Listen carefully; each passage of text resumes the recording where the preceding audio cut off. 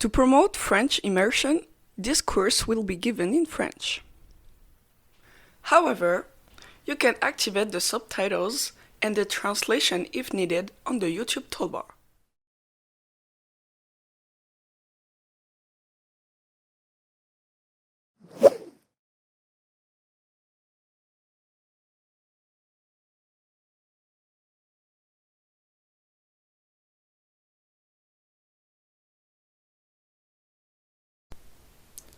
Bienvenue dans ce cours de conjugaison où nous allons aborder les conditionnels présents et passés.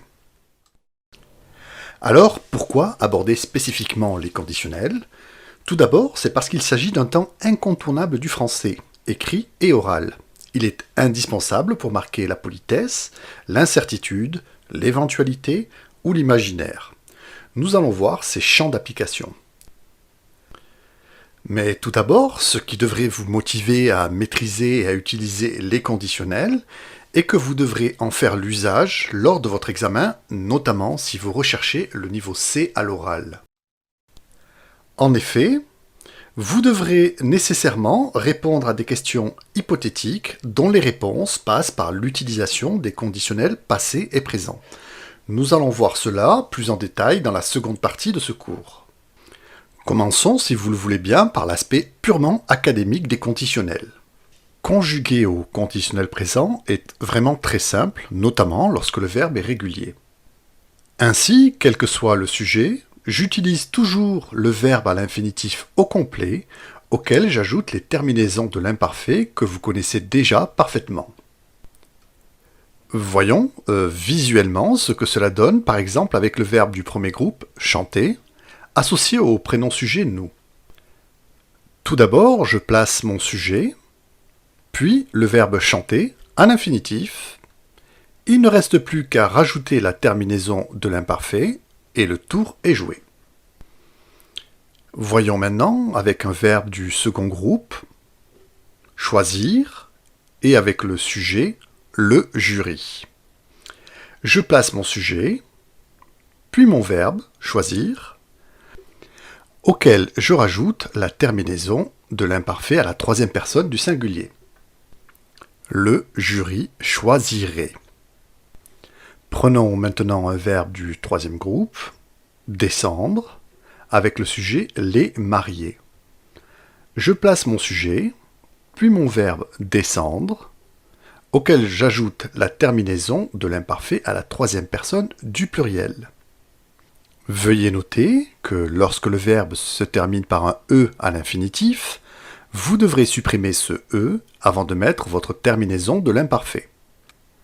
Les mariés descendraient. Voilà, en ce qui concerne les verbes réguliers, vous savez tout. Voyons un peu pour les verbes irréguliers maintenant.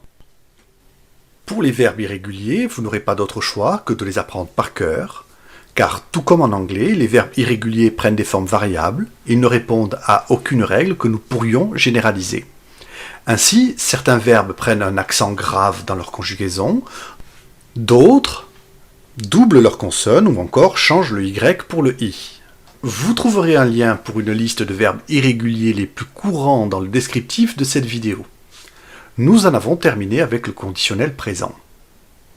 Le conditionnel passé, quant à lui, exprime un acte manqué, le regret. Il exprime une action possible ou réalisable du passé qui n'a jamais eu lieu. Pour conjuguer au conditionnel passé, c'est encore plus simple. C'est un temps composé où l'on utilise l'auxiliaire être ou avoir au conditionnel présent et on rajoute le participe passé du verbe d'action.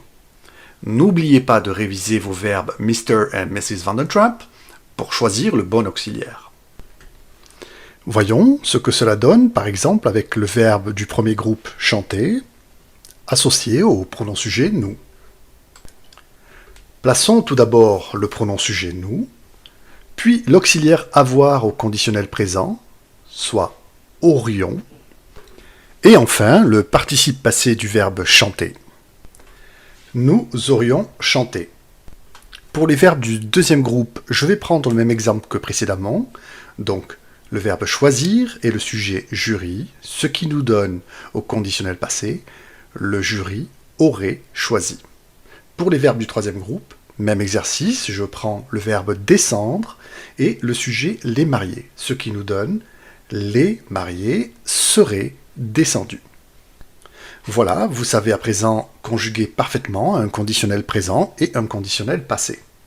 Cependant, il va falloir en faire usage lors de l'évaluation de la langue seconde, notamment si vous recherchez le niveau C.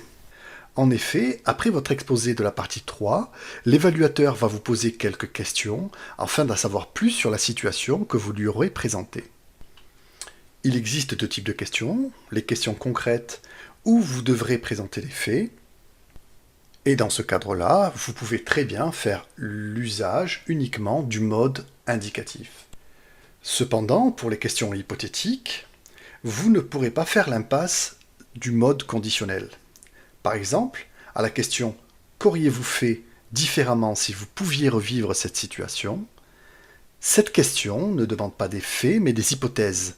Naturellement, les francophones du monde entier utiliseront le conditionnel pour y répondre. Par exemple en disant « Je pense que nous aurions dû faire, etc. » ou « J'aurais pu faire, etc. » ou « Je serais devenu plus, etc. » Une vidéo spécifique sur les questions de suivi est disponible. Lorsque vous aurez assez de confiance en votre conditionnel, je vous invite à la visionner.